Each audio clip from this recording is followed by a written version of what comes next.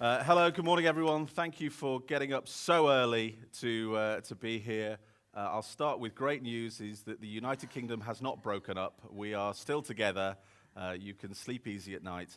So that's good. A little bit of politics to start. So we have got a great session for you today. Breakfast shows, morning shows, I've presented them, I've produced them, I've hired them, I've probably fired a few in my time as well. They really are one of the most difficult things to get right. And today we're going to talk about one of the shows that's absolutely getting it right. In fact, it's one of the best in the world at doing it. And we've got one of the architects of that show here with us today. Helen started her career working for BBC 5 Live and then the Radio 4 Today programme, and worked on Radio 1's Newsbeat as well, their news programme. Joining Radio 2 in 2003, and you worked for Chris for, what, 9 years, something like that? Or with him for 9 years or so? Yeah, with him. Let's make that perfectly clear. And picking up a stack of awards along the way as well. Before we talk about the show, I just want to share a few facts about the radio station as well, which will put this in context for you all.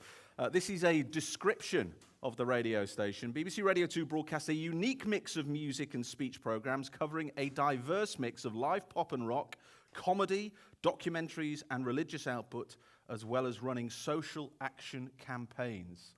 So a pretty full description there. Would you agree with that? Yeah, I would agree with that. You recognise that radio station? Okay. Some facts and figures for you as well to put it in context. The radio station has 15.4 million listeners per week. It is the UK's biggest radio station. 29% reach, 17.7% share for all you fact fans. 11.7 average hours. So this is how long the listener listens on average per week. 11.7 hours, which, to put that in some sort of context as well, Capital FM in London has an average hours of about 6.2. So you can see people spend a lot of time with this radio station.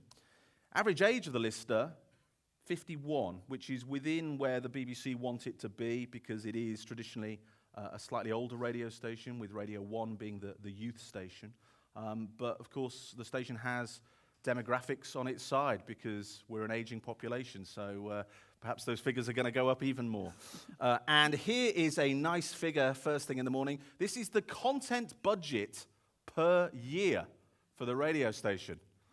Hands up if your radio station has a budget similar to this one here on the screen. Anyone have that? Anyone? So it's quite a lot of money. How is that money spent? Because that's a big old budget on content alone. It is. Obviously, I can see that if you're coming at that from the commercial radio perspective, why you would think that. However, we do believe in delivering value for money, Nick. Yes. And as you saw from the previous slide, the diversity of the content and distinctiveness of the content that we showcase on Radio 2 requires that kind of input and that kind of backing budget-wise, because this radio station is not just a man and a box of records. There's a whole lot of production that goes into creating all those various documentary and religious comedy output, as well as obviously attracting the biggest name talent to our station. So that costs money to do, hence the size of the budget. Let's move on to the show. For those of people who haven't heard it, how would you describe the Chris Evans Breakfast Show? If someone's just rolled into town, you say, you've got to listen to this show because it's like this. Well, I think if I was to sum it up in one word, I think the word I would use would be energetic. Okay, an energetic show. I thought we'd play a little sample of the show in case you haven't heard it, so you get a flavour of it. And I thought the easiest way to do that was to take a couple of top-of-hour sequences, just so we can kind of see how the show sounded. So I chose last Friday, and so we've got the top of hour at 7 a.m. And the top of hour at 8 a.m. The show runs from what time till what time? 6:30 to 9:30, Monday to Friday. 6:30 to 9:30, Monday to Friday, and this is the sound of the show. BBC News, it's 7:05. Thank you. Online, on digital radio, and on 88 to 91 FM. BBC Radio 2. Ladies and gentlemen, this is your radio talking. Oh, we want to wish you all a very happy Friday morning.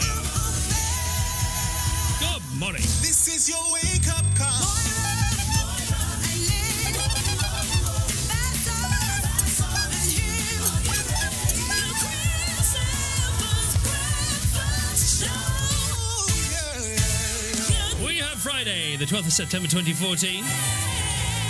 Already special because, representing Cumbria, Peter Cooper will be a beaming beacon as he leads the Kendal Torchlight Carnival. BBC News, it's 8:05. Thank you, Moira. Online, on digital radio, and on 88 to 91 FM. BBC Are you ready for Radio this? 2. Monday, Tuesday, Wednesday, Thursday, Friday. Monday, Tuesday, Wednesday, Thursday, Friday. Monday, Tuesday, Wednesday, Thursday, Friday.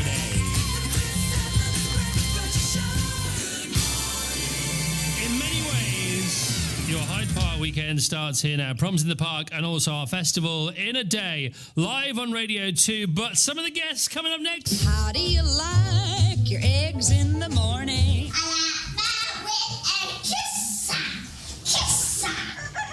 And, you know, when I say some of the guests, I mean the two headliners. I'm talking about Earth, Wind and Fire live on this show in 5 minutes, along with Jeff Lynne. Happy Friday, everyone. Barely contain myself. Whoa, if I could talk to the animals, just imagine it, chatting with a chimpanzee. So energetic, right? Yeah. I think that would make me get out of bed. What makes an ideal breakfast show personality then? Because Chris has done a lot of breakfast radio. He did breakfast TV before that as well. Is it something in the DNA that makes you sound like that first thing in the morning? Because that's, you know, that's a special type of person who can do that at 7 o'clock in the morning, right? I think you have to like mornings if you want to be a breakfast show host. You know, you have to be a morning person. I would use the word energy. Whenever we go out and about and we talk to people about the show, the kind of thing the kind of things that they say to us is, you know, God, it's so uplifting to hear Chris in the morning. It's uplifting. I get up and I'm in a bad mood, and you know the kids are playing up and the dog's been sick on the carpet, you know, and then I switch on the radio, and suddenly the day's all right, you know, and that's very much what we set out to achieve when we took over the breakfast show. Let's talk about the show mission then. All good shows should have a mission. What's the mission of the show? What's the objective? What do you want to achieve every morning when the program comes on air? Exactly that positive vibe? Very much so, very much so. When we, before we took over the breakfast show, we're now in our this is our fifth year actually, our fifth year of doing breakfast. Before we took over the breakfast show, we did the drive time show on Radio 2 for 4 years. And when we sat down to plan that show, we kind of had this mantra, we will never say anything negative on the radio because people have hard enough lives as it is. And actually, we've got great jobs because we get to come into a radio station and play music, you know. So we want to share that vibe and that happiness, and we want people to be engaged and entertained and informed by what we do. Given that most people listen to a breakfast show on average for 12 minutes, I think with Radio 2 people stick with the Chris Evans show on average for about 20 minutes. But we kind of wanted to make sure that in a 12-minute segment we wanted to inform them so that they were aware of what was happening of that day, you know, on that day. We wanted to entertain them, make them smile, and we wanted to play them a great piece of music. And that was very much our show mission when we started. I tried to describe the show. I thought I'll try and write down my description of the show from my point of view. And I wrote down, the show sounds like an oasis of happiness in a deeply dark and depressing world. Which says more about you than it says about us. Because you pick up the newspapers and there's people getting their heads chopped off, and there's Ebola virus, and Scotland almost wanted to leave us, and the whole world is a kind of bonkers place at the moment. And then you turn on the radio and it's kind of sunshine coming out the speaker, and I guess that's the vibe that you want every day. Is that hard to achieve every day? Because it's quite an intense thing to do, right? It is, but I think what you have to do, in a way, and what I'm about to say sounds like a paradox, but you, while remaining plugged in to what's happening in the world, you also kind of have to suspend your disbelief for 3 hours. So when you come in that radio studio, you know, the most important thing is the show. You know, without doubt. So you have to leave your worries and cares at the door.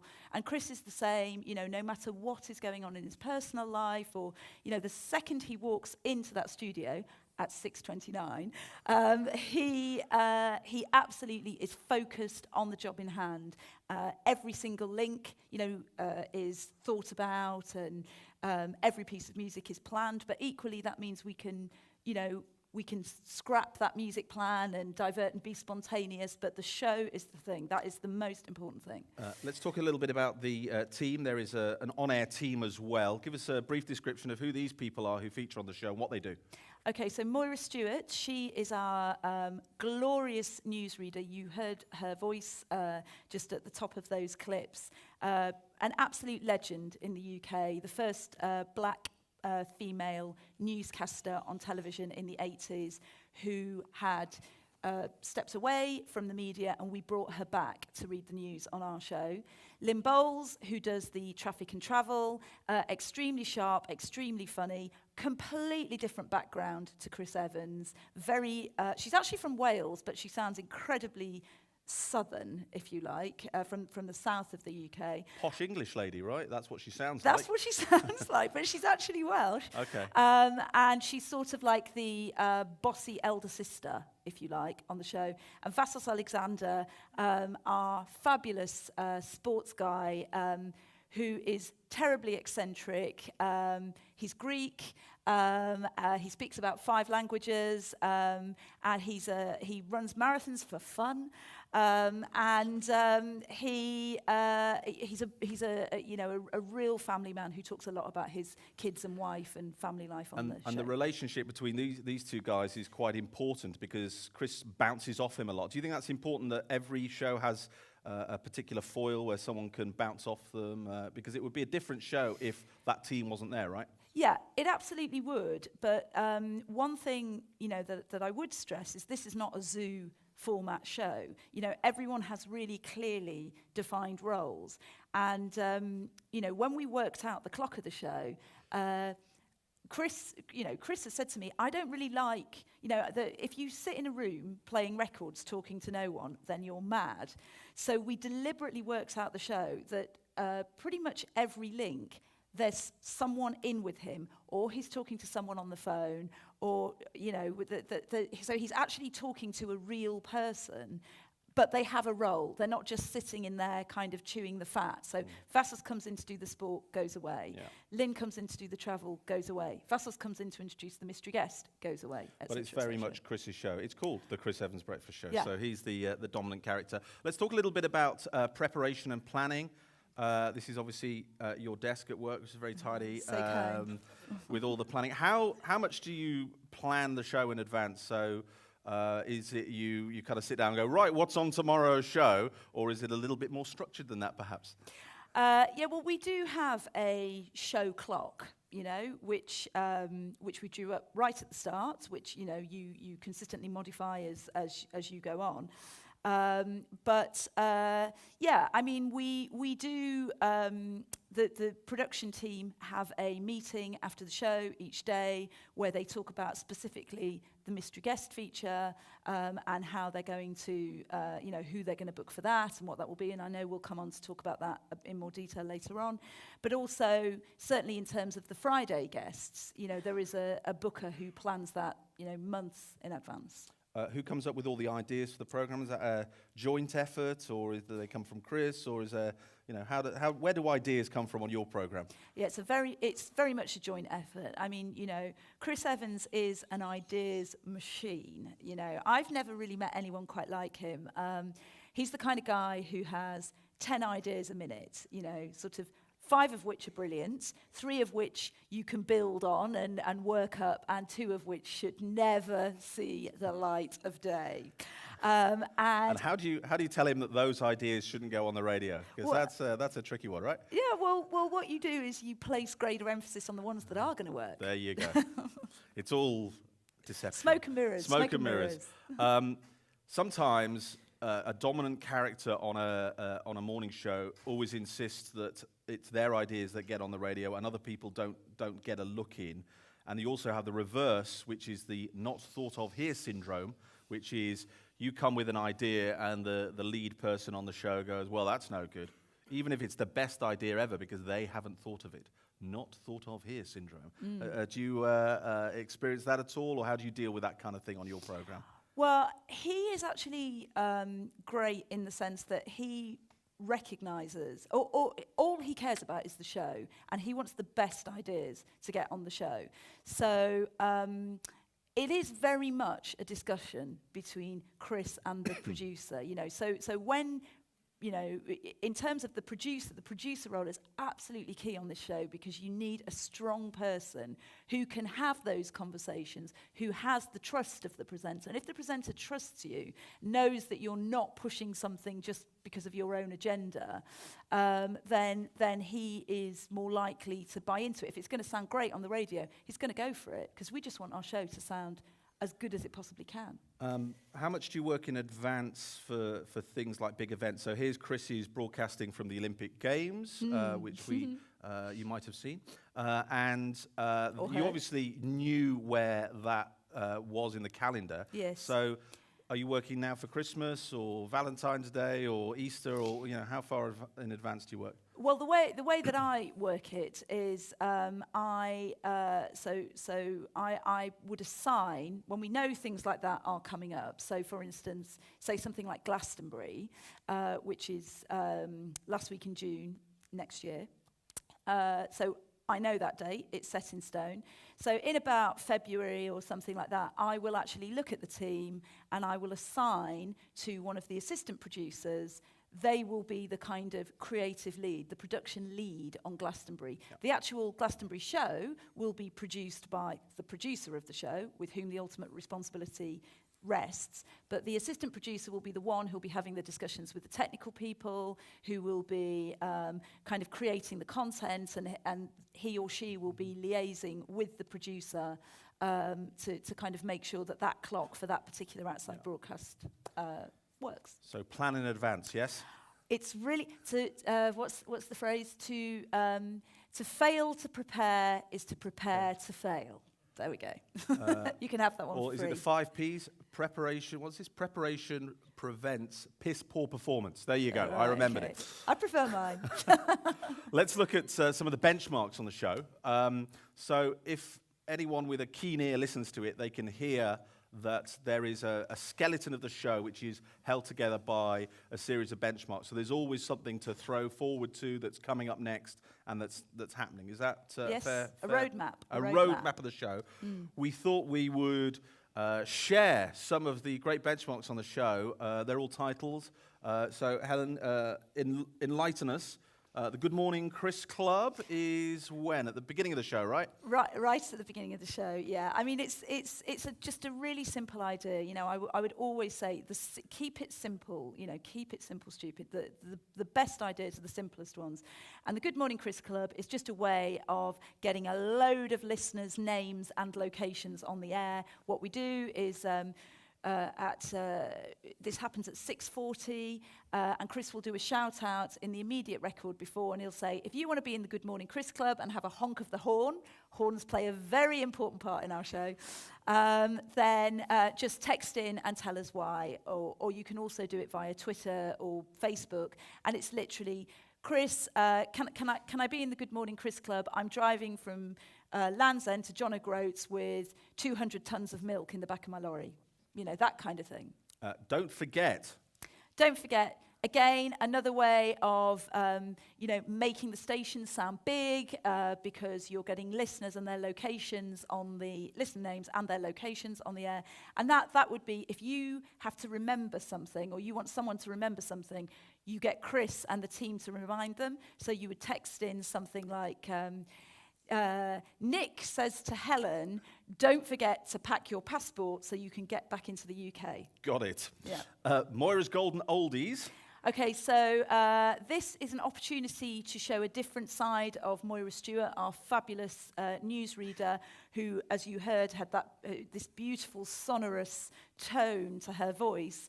It means that after the 7:30 headlines, Chris can have a bit of a chat, and you see a whole new side of her personality, because she's got a really cheeky personality and a really dirty laugh, which the listeners love, and he makes her laugh a lot. And then the reason for this chat is at the end of the chat, he says, Moira, give us today's golden oldie, and that is a listener who has requested a song from the 1950s or 60s with a little reason, a short reason. Okay, they are golden oldies.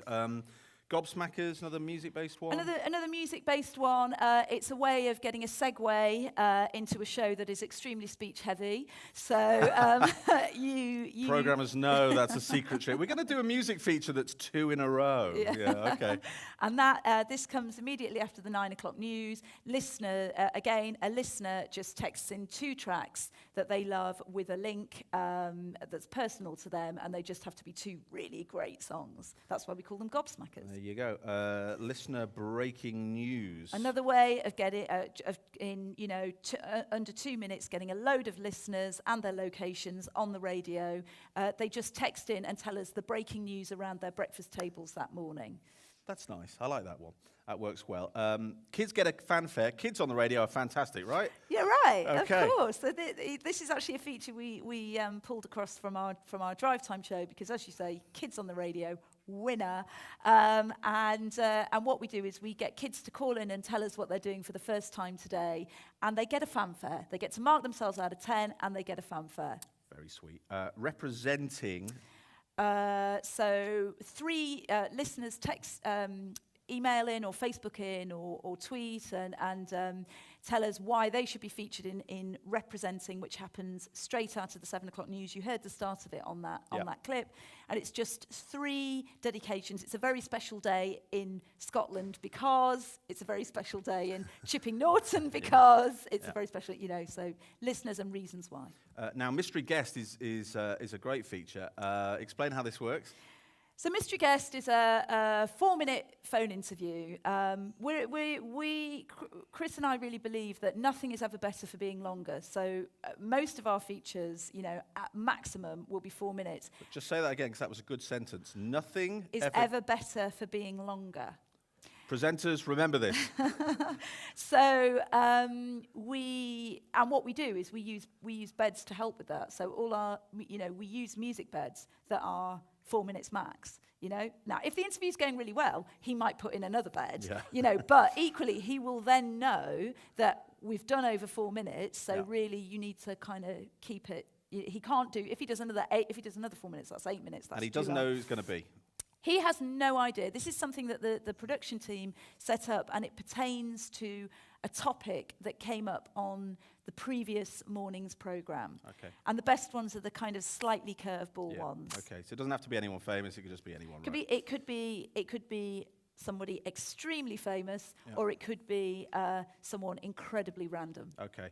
70s Smashes is a kind of mystery year kind of... it's that magic segue. Which are the 70 songs, what the year kind of thing. Yep. Top Tenuous, and we're going to play a clip in a minute of Top Tenuous, which is one of my favourite features. Explain the word tenuous in case everyone doesn't know what that is. Tenuous means sort of distant, a kind of link. A weak link. Weak link. So the idea of Top Tenuous is we pick a person or a subject, but it usually works best when it's a person. And listeners have to text in their tenuous links to the fame of this particular person or thing. And the more tenuous or weak the link to the person or thing, the better it is, and the higher up the chart it will go. Okay, we've got a clip to play. This features Gary Barlow, who was in the studio at the time. So the Top Tenuous is about Gary Barlow. So listeners talking about their tenuous links to Gary Barlow. And it was also on the eve of his 40th birthday as well. So that's why there are all the birthday presents and the streamers as well. The audio, pump it up so everyone can hear. Yes? Good. There's a good nod. Let's go. All right. So we have a Top Tenuous here. A Gary Barlow Top Tenuous. Thanks to everybody who texted us in. Just got the most tenuous here. Gary, you got your true and false paddles up. Listen to the top 10 news. Tell us whether they're true or whether they're false. Okay. Off you go. Gary Barlow. On the eve of his 40th birthday, Johnny Saunders has his top 10 news. In at number 10 is Nick. Gary was on the bill with us in a club up north in the early 90s. He wore tight biking shorts. I was in Now Hear This. Now Hear This. That is probably true. True, okay. That's one out of one. That's At number 9, it's Reggie. I used to watch Gary Barlow play in the Halton British Legion band in Runcorn about 25 years ago, and he was just a lad. True. True. Come on. At number 8, it's Chris. My friend's partner has a black Audi that used to belong to Gary Barlow. False. Oh. It's the first one. 7 is Nikki. My constant claim to fame is that I lived around the corner in Hayes Crescent and went to school with Gary. Does he remember Nikki Gallimore? I now live in Barnard Castle with my husband and children. True. At 6, it's Rob. I worked at Sound Control, Manchester, a music shop on work experience. Maybe 14 years ago, I touched Gary's studio monitors stroke speakers when they were in for repair. True. Yeah. At 5, it's Cindy. I was in a country house hotel in Cheshire looking for a loo. Gary asked me if I was lost and showed me where to go. I didn't realise it was him until he sat back down with his family. It made my evening. Probably true. I'm very helpful. Yeah, 5 out of 6. Probably true. At 4, it's Hannah. My former dance teacher met Gary and the band when they performed at Peppermint Place nightclub in Blackburn in the very early days. That sounds right. 6 out of 7. 3, it's Chris in Chester. I fitted Mr. and Mrs. Barlow's first pair of ski boots. That's probably true. 7 out of 8. I went to 2, Chester. it's Joel. My mum, Kath Logue, worked with Gary Barlow at Martin's Bakery in Oldham. False. False. It's a good false. She's got me mixed up with Mark there. Yeah. And at number 1, it's Katie. Gary used to babysit my brother's best friend, Luke. I never babysitted. That's a false. Yeah. Okay, Yeah. it's 7 out of 10. It's not bad. 70% is pretty good. You light the skies above. Gary Barlow. We love Gary Barlow. Get Gary on your show, it's great. Yeah. It's a great feature, and it works really well. Listeners really interact with it, and they love it, don't they? And it's a little bit different because you changed your guest strategy, and there's no solo guests anymore. We'll talk about guests in a minute. There's something else I want to talk about as well, which is a feature that happens every day at 9:20, and it's called Pause for Thought. And you might be thinking, why are there religious leaders and commentators on the screen on an entertainment breakfast show? Is there room for God on breakfast radio, Helen? Yes, there is, Okay, Nick. tell us about this feature.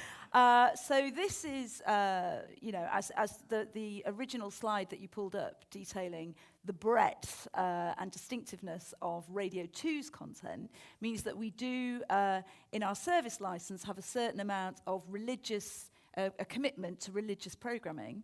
And that religious programming cannot just live, in the early hours or, be relegated just to Sundays or kind of ring-fence for Sundays. So on our breakfast show, we have a pause for thought, which is a kind of about a 2 or 3 minute slot where people come in, religious leaders come in, and they just talk about, it's a religious reflection, multi-faith. It's the biggest audience for religious output in the UK anywhere, obviously, because of the reach of our show. Multi-faith, you've got the former Archbishop of Canterbury on the top left there, the former Chief Rabbi on the right, Cardinal Cormac Murphy O'Connor, for all you Catholics in the audience. He's your man. And the guy on the bottom left is Abdul Rahman Malik, who is a Muslim journalist and educator. I'm going to play you a clip of it, because it's a really weird thing on paper. You go, what? There's this entertainment show, and then they have like this God spot. So let's have a little kind of listen to it. Exactly. Yeah. All right, today's Pause for Thought, please. Here we go. This month marks an important anniversary in my life. 2 decades ago, I embarked on what has turned out to be a truly long-term relationship. It started a little patchy. It took time to grow, and when it finally started to take shape, it was messy and a little wild. At times, I wished I could let it all go, to replace it with the smooth, easy days that had preceded it. But I persevered, and now I can't imagine life without it. So it's with a fair degree of pride that I wish a happy 20th to my beard. None of us saw that coming, did we? Growing up, I was usually so far behind the fashion curve that I couldn't even keep up with the high street. But when it came to the beard, I was way ahead of the crowd, being one of a very few 19-year-olds sporting one. I associated the beard with rugged strength and earthy wisdom. I would have loved to channel the creativity of bearded men like Jeff Lynne, but I had other reasons for growing the beard, spiritual reasons. In my tradition, the beard is synonymous with being a man. It's a physical reminder of our duty to God to live an honorable, dare I say, chivalrous life. We patiently grow this thing out, deal with the naysayers. You get the idea. It's a pause for thought, a reflection moment, and it kind of lives with the show quite happily now, I think I'd say. So we've grown into it. There you go. If you want to get good ratings, everybody, embrace the Lord, I think is the message from that one. Let's talk about guests on the show, the guest strategy. My favourite guest of the year there. Funnily enough, it is the Ginger Prince. If the biggest radio station in the country, the biggest show, you can get the biggest guest, right? That's easy. You just phone them up and they all walk in. Well, you know, there's no denying that people want to be on the biggest show in the UK, and our guest strategy really is when Prince Harry phones up, you say yes. Yes. But you know, we do equally, you know, in terms of our Friday show, as you hinted at earlier, we've reformatted our Friday guest slot. It's about a year ago now. It's about a year ago, and we have a multi-guest format where we have 3 guests in the studio plus a live band from 8 o'clock onwards. And Chris is very much the ringmaster, and you know, he's kind of unique in being able to make sure that all those guests get the opportunity to talk about why they're there, to promote what it is they ever want, you know, why they're there, what they want to promote. But also, you know, the real magic comes from the fact that you put really unusual people together. So a politician and an actor and a singer or a movie star. Yeah. It's right across the board. And Absolutely. then some live music and as then well. live music. Right, okay. Obviously, the guest strategy doesn't always go right. Tony Blackburn, obviously, as a guest on the radio station. However, Elton John was on the station. Now, this is before, I'm going to play a clip. This is before the multi-guest strategy. Yes. So this was a couple of years ago on his own. Yeah, and a long time ago. You know, my view on guests is you've got to try and do something different with the guests. Don't ask them the same questions that they've always been asked. Try and stand out.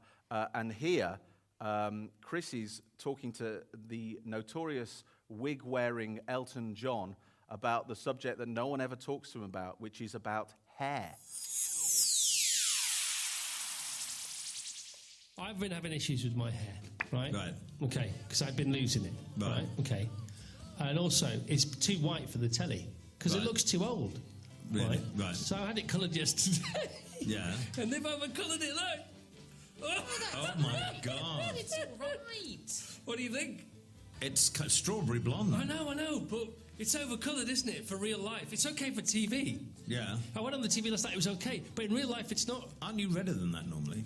No, I'm white You're now. white, yeah. I'm white now, but, you know, now I've got my hat on, right? So I'm You're the Philip Schofield of Radio 2. Exactly. So can you give me some... Because you know, we've all had stuff done, that's the way it is. Yeah. Can you give me some... What do I do about this? What do you do about that? Yeah. Come on. I don't know. I had mine dyed red once by Vidal Sassoon. It all fell out about 3 weeks later. So it's his fault? It is his fault. That nasty Vidal. Yeah. So, but there comes a point, you know, and I never thought I'd be the guy who did that, but I'm the guy who does this now. It's getting older, Chris. It's what it's called, getting older. It's called maintenance. But you see, I went to this trichologist, right? Right. And he said, well, there's stuff we can do, you know, because if you lose your hair in your early 20s or your late 50s, it's male pattern baldness. That's what he said. And if it happens anywhere in between, we can fix it. Right. That's what he said. Right. So he gives me all these tests and we do all these things.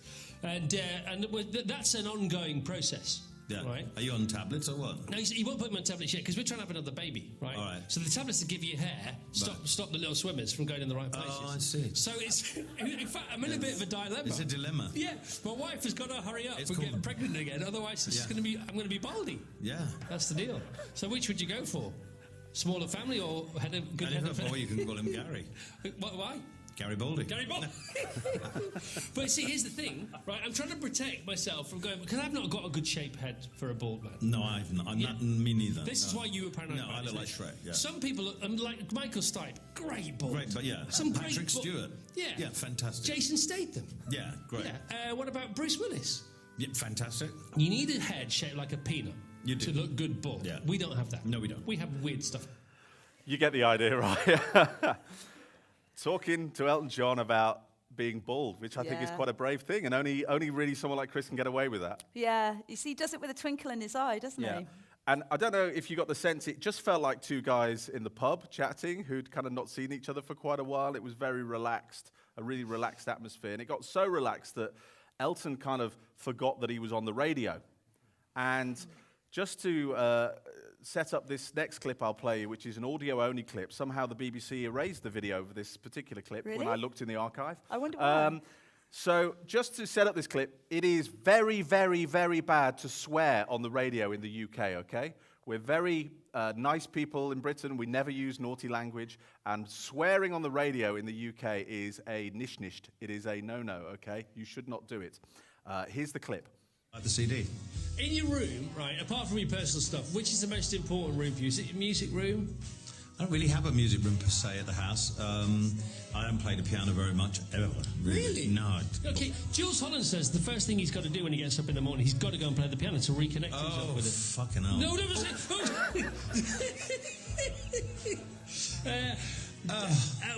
we must apologise for that. Kiddies, I was just exasperated. I mean, I can't think of anything worse. So you were producing the show on that day, yeah? I was, yeah. How many apologies did you do on air?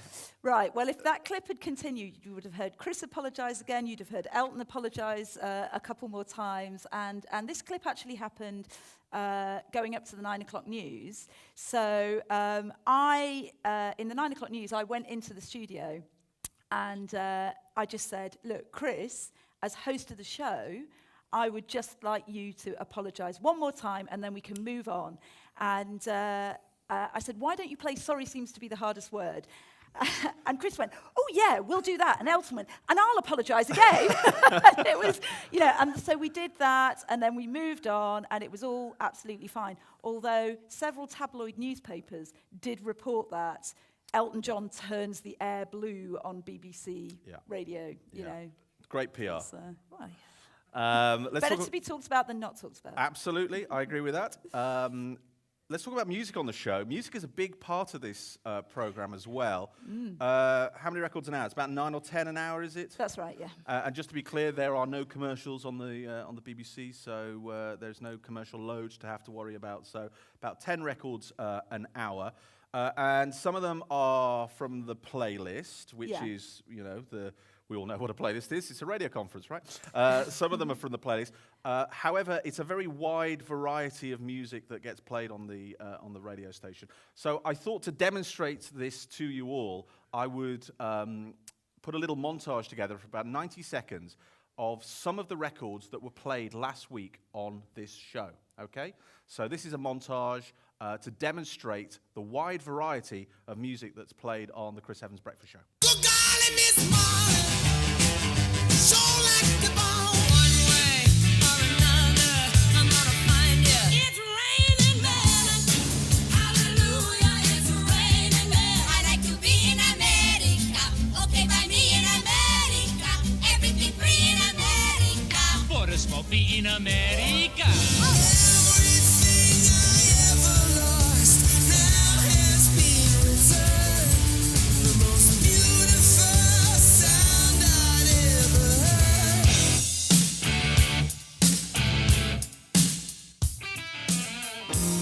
Sometimes you wanna go where everybody knows your name.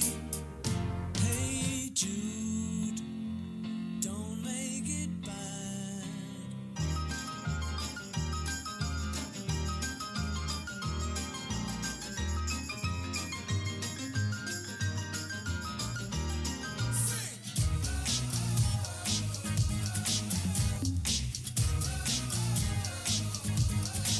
Strangers in the night, exchanging glances. Story of my life, I take her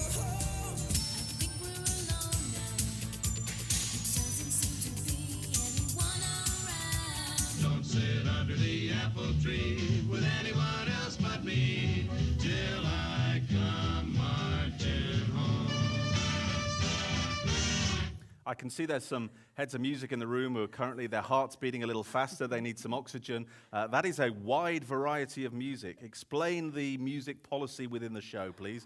Yeah, eclectic, I think is the word. Lovely mix, by the way. Thank you. Took me literally minutes. Yeah, so as you mentioned the playlist, which is new material, new records. We play 2 of those per hour. Most shows on Radio 2 play four playlist records per hour, but because we are so speech heavy, I've managed to negotiate that down to 2. The general music policy at Radio 2 is we can play anything from the 1950s to the present day that is timeless and melodic. So I think you'd agree, everything you heard in that montage was timeless and melodic. And it's all very upbeat and positive as well. There's not loads of ballads there. Yeah, we had Frank Sinatra in there, but it's all pretty upbeat. Everything from, One Direction, Ed Sheeran, all the way back to the Glenn Miller, which is from the 40s, I think. You know? Yeah, I mean, we do play kind of slow tracks, but I think on the breakfast show, I would say you can play anything as long as you set it up in the right context. And do you think this is more reflective, considering the average age of the audience is 51? 51. Is this more reflective of the music catalogue that people have in their own lives? So if you looked in my iTunes, you'd have everything from Frank Sinatra to the new U2 album, and I'm quite happy, depending on my mood, to listen to all of those. So is that a reflection of people have actually broader music tastes than we think, the narrow 150 songs that CHR radio turns around? Yeah, I think so, and I think that's true for younger people as well, actually, now, because they're not buying albums or not buying albums as we used to. It's kind of individual tracks. Flexibility in the running order, so if something happens, this morning, he probably won't be playing loads of Scottish artists, or not. I don't know, that's a bit dodgy at the moment. It's still a bit too close to the phone. Okay, but if something happens... Remember, nearly 50% of people will be unhappy. If something happens, you respond to that musically as well if you want. Absolutely. I mean, the beauty of the breakfast show is we are extremely reactive, we are extremely organic, so, we will think nothing of... playing 6 Matt Monro records back to back if there's a call for it, if there's a reason, if there's an editorial reason behind it, I think we can get away with playing pretty much anything. We talked about interaction before and how important that is, and you could see all the benchmarks are really designed to get people involved, to get people mentioned on the radio, to get their voices on the radio, so their voices are heard. I want to just get you to describe one bit of interaction which is massive, which happens every year, and this is an annual competition really, and it's called 500 Words. Just to explain what 500 Words is. Okay, so you talk about public service broadcasting. Well, this is, as you say, an entertainment music radio show that also happens to run a short story writing competition for children aged under 13. And we launched it in 4 years ago. We had no idea what the kind of response would be. We have 2 age categories, 9 and under and 10 to 13. Being aware of our large family audience that we have. But we genuinely had no idea what kind of response we would have. In our first year, we had 30,000 entries. In our second year, we had 74,000 entries. In our third year, we had 92,000 entries. And this year, we had 118,632. And you read them all? Other people read them all. Yeah. But there you go. I mean, over 100,000 entries for a short story writing competition for kids. A massive form of interaction, and something, again, which differentiates this show from other shows in the marketplace. And it's a huge success and has taken on a life of its own. And you look after it as well. It's your baby. I do, yeah. Okay. I'm very passionate about it. Good. Really It's very good as well. Yeah. My kids entered, by the way, and nothing. Didn't get through. I'm sorry. I wrote half of it as well. What? That's the worst thing. Let's talk briefly about social media on the show. An important part of it, of course, we all have the Facebook pages, and Chris uses Twitter a lot to do personal reveals. So here he is talking about his shopping. He's got the weekend on his own, so obviously a healthy diet there. And there's a clear differentiation between Chris's personal account and the BBC Radio 2 Twitter account. Now, we may retweet things that he puts on his personal account and vice versa, but we would never retweet that for obvious reasons. For obvious reasons, because the BBC cannot promote particular brands of chocolate or baked beans or anything bread. like that. Or So there you go. You get photos of his son going out shopping. Chris even, we talk about revealing a little bit of yourself on the air. Chris interviews his son every year. Kids on the radio are great. Should we have a little listen to a clip of, let's just have a quick listen to Chris interviewing his son. Sitting on my knee right now is my little boy Noah. Say good morning, Noah. Good morning. There you go, that's Noah there. And he's ready for his annual interview. Noah, would you like to be interviewed here, sat on my knee, or sitting on my knee, or would you like to go over to the superstar interview chair over there? Stay on your knee. You want to sit on the knee? Yeah. Oh, because we've got the microphone ready. We've got the green microphone ready for you over there to make... Now, it goes on for 5 minutes. I don't know editorially if that was justified, but probably not. It's very sweet. Let's talk a little bit, because we've got a few minutes left. I want to talk a little bit about talent management as well. There's a video I found which Chris described you as the mother goose of the show, which means you check everyone's okay and doing all right. Dealing with talented people with big egos and who are very successful can be fairly tricky. I guess my question to you is, how do you tell someone who has a collection of classic Ferraris that their show's not very good that day? You know, that's got to be a tricky thing, because this guy is successful, right? He's incredibly successful, but he's also a human being, right? And I think that's the most important thing. Something I say to all producers, presenters are still humans, and you've got to see them as that. And that's the way in which that's the level on which you can interact with them.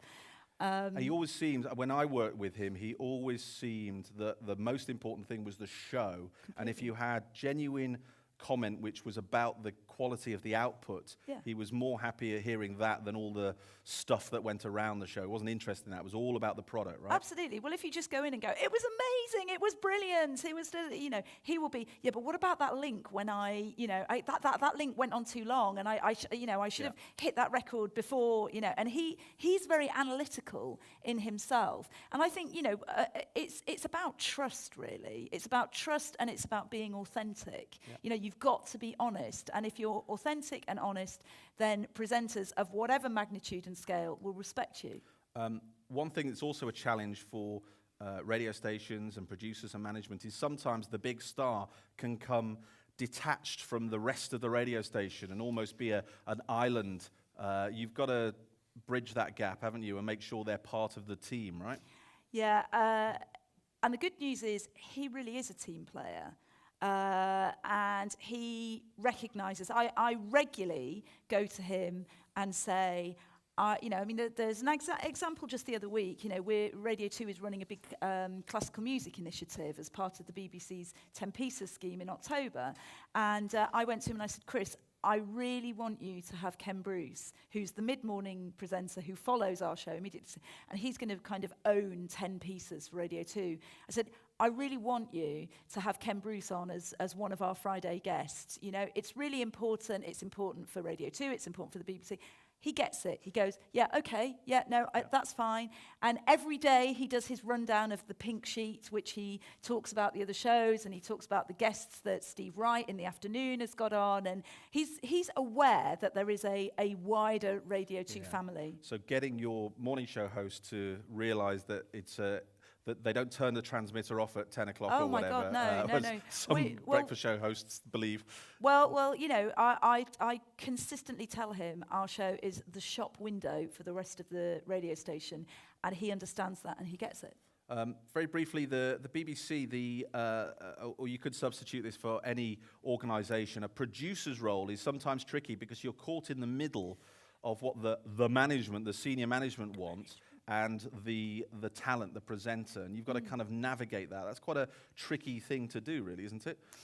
Well, I think it's about being honest and about being authentic. And, you know, when we launched The Breakfast Show, which was this, like, enormous deal in the UK when we took over from the sainted Sir Terry Wogan, you know, I felt very privileged to have, you know, our kind of head of music, head of programs, and controller who trusted me and Chris to just get on with it.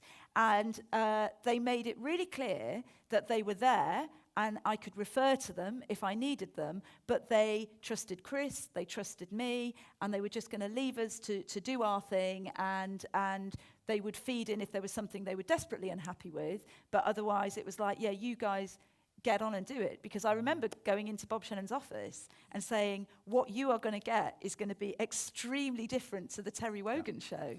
And he was like, well, I know, that's why I've hired him and hired you. And there's a moral there, which is managers should hire talented people and let them kind of get on with it and gently nudge them in the right direction if they're going off the track a little bit, but leave them to get on with it. And put a good team around them. And the respect goes both ways as well. Yeah, okay.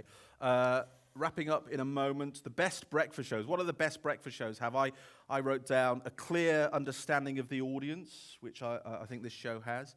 Interesting, engaging content, goes without saying.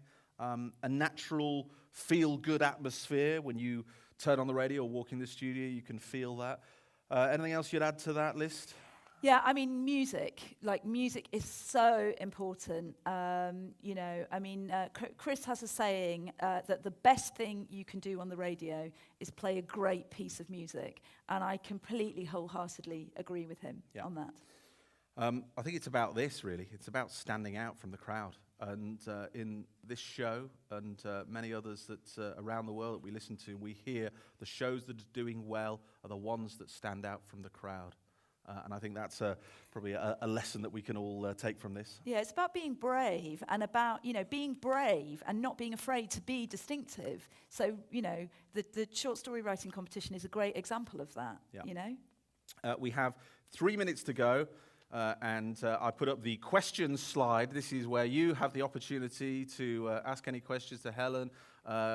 Norwegians are terribly polite and never like to put their hand up and ask a question. I should have planted one earlier with some of the people I know in the audience, but we have a question. Excellent news. Congratulations. You're a winner. You win Scotland. I was just wondering, because he obviously has a producer every day, but where I didn't see the producer in the studio, where's the producer situated, and the rest of the crew on the everyday show, how big is the crew? Okay, so the production team is 5 people, but when we're on air, there are 4 production team members there. And the way the Radio 2 studios are set out is the on-air cubicle is here, and then there's like a double glass separating door, and that's where the production team are based, in the cubicle here. And eye contact the whole time. It's the most important thing, you know. And because he's, you know, he's a television guy as well. You know, he's a radio guy through and through, but he's worked extensively on television as well. So he plays, you know, he plays to an audience, even on those rare links where he's on his own. He's like looking through at the producer, and it's really important as a producer that you create the right vibe for him, so that if he's being funny, you're laughing. You know, you're not faking the laughter. But you're, you know, when I was producing him, he could always tell when he was getting near the line because my face would start to go like that, you know. But yeah, that's the kind of setup in the studio. Another one from the back. Hi. Sorry. Good start. I noticed when you talk to guests like both Gary Barlow and Elton John, you have the music going all the time. Yes. Do you have a plan with that? Because it seemed like you change music when the subject changes, and do you format that? Do you think about what we're going to play when we talk about different things? Oh, very much so, very much so. Beds, this is a kind of indication of how anal I am about production, in the sense that when people join the team, you know, we play music under everything, and as I said earlier, the reason we play music under everything is so that Chris and the producer both have a visual reminder of how long the conversation has been going on, as well as obviously listening to kind of when it's running out of steam. And in terms of judging the mood, I always say to all new assistant producers and broadcast assistants that come and work on the show, when you are making a music bed for a guest, don't go for the obvious. You know, if you're talking to well, the Elton John one there was a Muzak version of one of his songs, the second one he played. So it was like the kind of thing you'd hear in a lift. But it's an Elton John version of, or a version of an Elton John song that's a kind of lift music, elevator music. Exactly. You know, the different stuff. Yeah, because you could just loop Crocodile Rock, but actually, you know, that's been done a million times. So find a really obscure panpipe version, or, you know. And they really set the mood, they really set the atmosphere, and we love a music bed. Oh, we do. Okay, one more. This mystery guest. Yeah. Does Chris know who that is? Never. It's a mystery. Absolutely never. Honestly, hand on heart. That is the number one question he gets asked when he goes out and about. But you must know who the mystery guest is. He's like, genuinely doesn't. And because Chris has a really quick brain, he likes being sort of slightly on the edge, you know? He likes the fact, you know, one day it was Paul McCartney, you know? And who's like his ultimate hero. And it was just like, it's Paul McCartney. I think Paul McCartney actually got 2 beds. You know? we gave in the end, we gave Well, Paul you gave McCartney him more 2 than beds. 4 minutes. Apparently Jesus, so, what's wrong with you, woman? But, you know, it's that, and he likes that, you know, sense of, it could be Paul McCartney, or it could be the director of the British Beard and Moustache Association. You know, it can be that random. I think we're out of time. It's been hopefully an informative session for you and fun, and you can take some ideas away from that. The show is available. You can listen to it on the BBC app, and you can listen to it every morning if you so desire. And I wholeheartedly encourage you to do so. But please thank Helen for coming along and sharing all of that with us today. Thank you. Thank you.